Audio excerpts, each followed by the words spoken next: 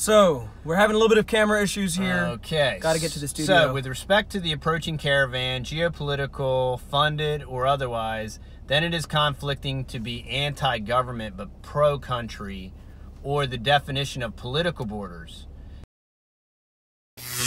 My opinion is that getting rid of government, or the devolution, as they like to call it, is the right way to go. But we have to accept that part of that package is anarchy, or partial anarchy at least. Anarchy is not lawlessness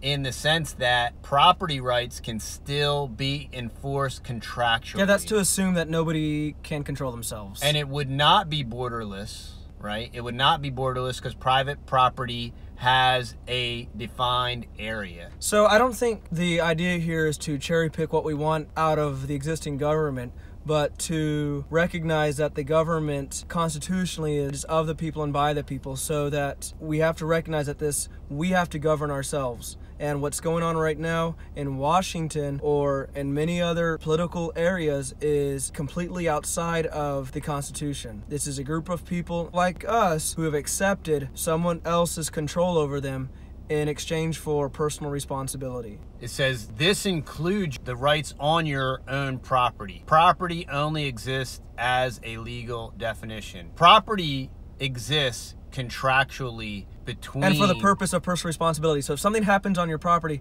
Stefan Molyneux, which I'm not endorsing or condoning, but made an excellent video, which I'll link in the description below, on this idea of private property and personal responsibility being one and the same thing. So if something happens on your property, then this is your property. You're personally responsible for what happens on that property. God created the Garden of Eden, right? He placed Adam in the garden to dress and keep it. That was his. And this is the problem with a lot of permaculture folks, is they say, well, you want to like put zero input into anything. When actually we were created to make creation better, to make creation more fruitful. Specifically have dominion. And more productive. Not to destroy it, not to harm it, not to pollute it, but to actually beautify it, to make it better, to make it more productive, like the way you can prune things and the way you can interact with your vegetation and make it more productive by working with it and through it and in conjunction with it.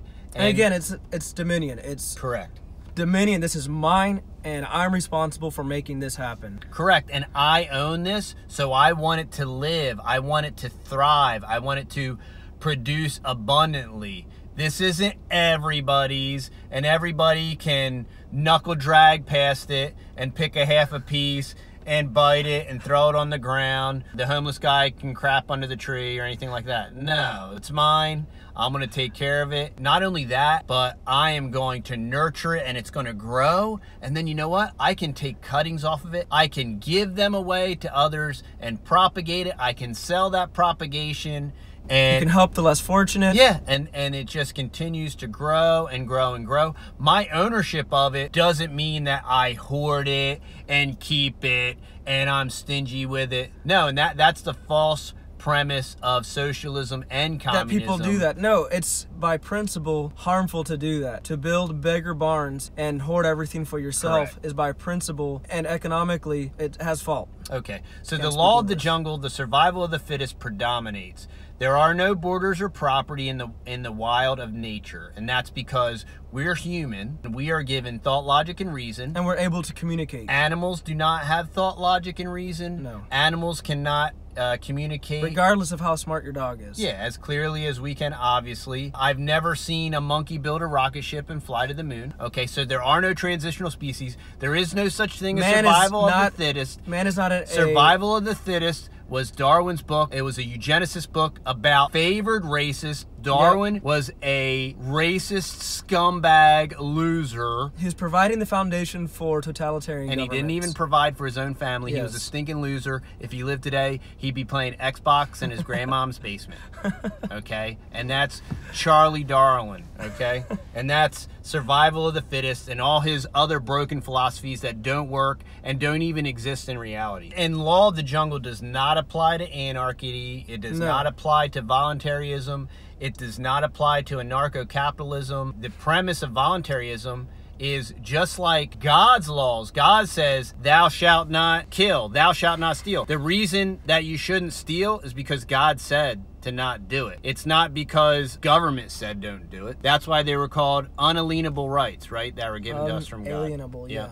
The bird does not recognize property rights. I totally agree. Okay. He does not recognize your governance. I totally agree. I would argue the bird has recognized its rights to freedom. It will not be dictated by others' authority. That is what I truly believe reflects what was the intention of the U.S. Constitution. Freedom to make personal, independent choices is the only unalienable right. Well, I almost agree with that. Okay, so we're talking about birds flying and everything. When a bird flies into the sky... I can't sit down and reason with a bird. I can't come together with the birds and reason with them, but I can with humans. Yeah. Because we have logic, reason, hopefully, and facts. Yeah, let's finish. But accepting those principles has a blowback. That beginning that everyone else is entitled to those inalienable rights, including the folks in the caravan approaching the border. Freedom is not exceptional to certain individuals. Freedom is a concept that is shared by all. So if the caravan people accept their freedom and they want freedom, then they need to recognize the personal property rights of the land that they're coming to. Just like if they come and squat on my property, I will kindly ask them to leave. If they don't leave, I will force them to leave by whatever means necessary. I believe in the non-aggression principle. The only time that I will apply force to them is when they refuse to leave my private property. Which probably won't happen because you have a fence up. But which won't happen. And some big dogs. And because this is all political shenanigans. The invasion has happened. All the Spanish the amount of people coming over the border would go, okay, so this is nobody crossing the border. It's already here, and with the, I should probably go the other way. With the invasion, it's probably a little blip. Yeah, not even. And there's already... You know, the South Americans have already invaded. The government's extreme efficiency of being able to protect our border. And by the government's pumping in all the Muslim immigrants. I mean, oh my goodness. The caravan is a joke. You would not believe. It's a joke. I mean, go to Minnesota, look at these Muslim, go to the Twin Cities, man. And this is not crazy. Illuminati, by the way. Yeah, this is Illuminati Exposed. All right, Richard, wrap it up, Richard. Guys, I really want, did we get to the end of the comment? That was the end. That was the end. I really love you, Mark. We really appreciate the views, the past 3 videos that we've put up here, and just wrapping it all together. It's not about this existential government that needs to be put in order. No, we have to come back and realize that this government here in the United States, because of the Constitution, is you and I. And until we take personal responsibility for our actions... And until they change that. How about that? Change what? Change the Constitution. Like, totally light it on fire and just finish it off.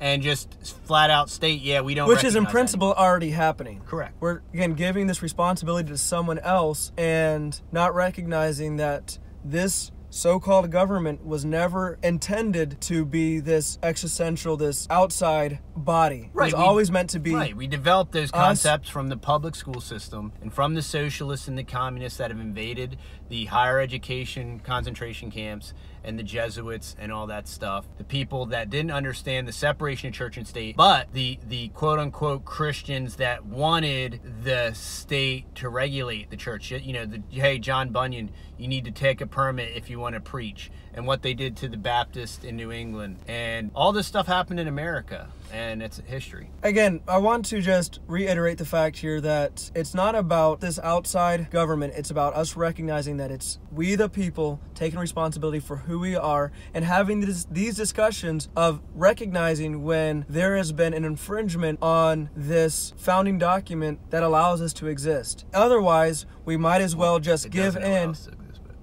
What? Certain inalienable rights that would exist whether or not there was a document. Exactly. Affirming the fact that everyone has the equal opportunity to have their own things. And the caravan coming over the border can get in line and go through the process and buy property and be here and create and produce and Which do is all what those that's things. just how this country was built. They can do that. To pretend like they can't do it is ignorance at best. I mean, Thank y'all so much for watching. We'll have videos in the future discussing some of these questions that are a little harder to respond to in a detailed way. And again, my apologies for the video quality here and the audio quality. We're really trying to make this a better medium by upgrading to a studio, but that's in the future. Those of you who want to continue to provide feedback in the comments, please do so, and share this. If you found this helpful, please share it with your friends. I really believe that the only way that there's going to be any difference made in existing, what's the word I'm looking for? philosophy. Well, and the reality. Yeah, a change of thought